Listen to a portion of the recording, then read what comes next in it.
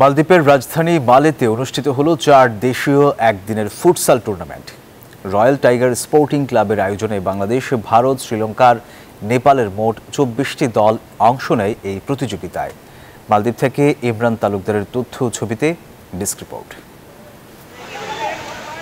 মালদ্বীপে সকাল থেকে শুরু হওয়া এই আয়োজনে প্রবাসী খেলোয়াড় ও দর্শকদের ভিড়ে জমে ওঠে উৎসবমুখর পরিবেশ।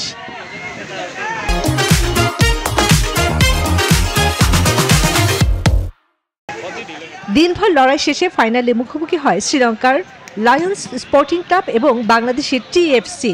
রোমাঞ্চকর খেলার 3-1 গোলে প্রতিপক্ষকে হারিয়ে শিরোপা ঘরে তোলে বাংলাদেশি দল টিএফসি। শত কর্মব্যস্ততার মাঝেও প্রবাসীরা দূর দূরান্ত থেকে আজকে খেলা দেখতে এসে অত্যন্ত উপভোগ করেছেন এবং তারা সবাই আনন্দিত। মন মাইন্ড ফ্রেশ থাকে, আমাদের ফিটনেস ভালো থাকে, এরকম ধরনের আয়োজন করার জন্য আরো আমরা যেন টুর্নামেন্ট খেলতে পারি। ফাইনালে গিয়ে শ্রীলঙ্কার সাথে আমরা বাংলাদেশ জয়লাভ করেছি এবং কিছুদিন পর পর এই টুর্নামেন্ট আমাদের আনন্দ বয়ে আনে। দিনব্যাপী এই আয়োজন প্রবাসীদের মিলন মেলা ও ক্রীড়া চর্চার বড় উৎসবে পরিণত হয়। খেলা শেষে বিজয়ী ও রানার আপ দলের হাতে পুরস্কার তুলে দেন অতিথিরা।